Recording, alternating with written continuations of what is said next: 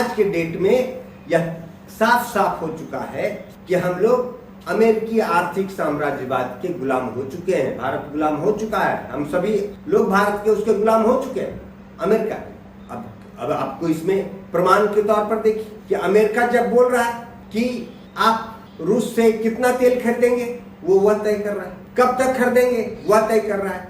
अखबारों में खबरें आ रही हैं, अचानक इतने खुशी की खबरें आ रही हैं कि अमेरिका ने 1 महीने के लिए दी छूट, भारत खरीद सकेगा रूस से तेल। अरे भैया, हमको किससे खरीदना है तेल, किससे नहीं खरीदना है, किस देश से हमें कैसा संबंध रखना है, नहीं रखना है, ये हम तय करेंगे, हमारे प्रधानमंत्री तय करेंगे, हमारे विदेश मंत्री तय करेंगे, हमारी सरकार तय करेगी, या अमेरिका तय करेगा, अमेरिका का राष्ट्रपति तय करेगा। और अगर अमेरिका का राष्ट्रपति तय करेगा तो इसका मतलब साफ है कि हम उसके गुलाम हैं।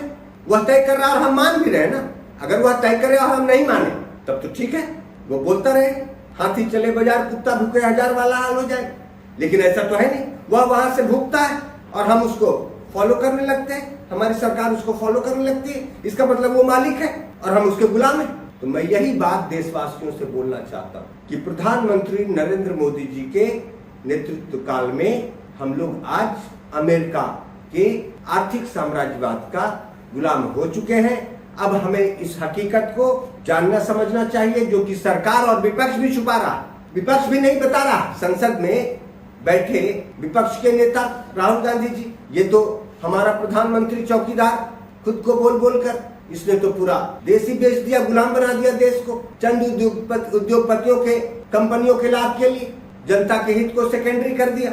और आज पूरा देश अमेरिकी साम्राज्यवाद, आर्थिक साम्राज्यवाद का गुलाम हो चुका है। अब हमें यह सोचना है, देश की जनता को यह सोचना है, युवाओं को सोचना है, महिलाओं को सोचना है, बुजुर्गों को सोचना है, बुद्धिजीवियों को सोचना है कि कैसे हम लोग इस आर्थिक साम्राज्यवाद की गुलामी से अब निकलेंगे। सबसे पहले तो हमारे प्रधानमंत्री को तुरंत इस्तीफा देना चाहिए, रिजाइन करना चाहिए, जिन्होंने पूरे देश को अमेरिका की गुलामी में ले जाकर जकड़ दिया। और जो विपक्ष के नेता हैं, उनको क्या संसद में वाद विवाद प्रतियोगिता और प्रदर्शन के लिए भेजा था? जनता ने, ठीक है, एक तरफ प्रधानमंत्री, तो विपक्ष के नेता का भी महत्व होता है, उनकी भूमिका होती है।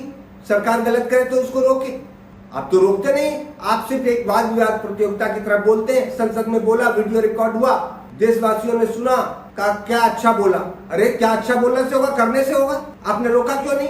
एक बार की बात मुझे याद है, वर्तमान जो विपक्ष के नेता हैं राहुल गांधी जी, उनके जो बहनोई है वाड्रा साहब, उन पर गिरफ्तारी की तलवार जैसी लटकने लगी थी इसी नरेंद्र मोदी जी के प्रधानमंत्री काल में।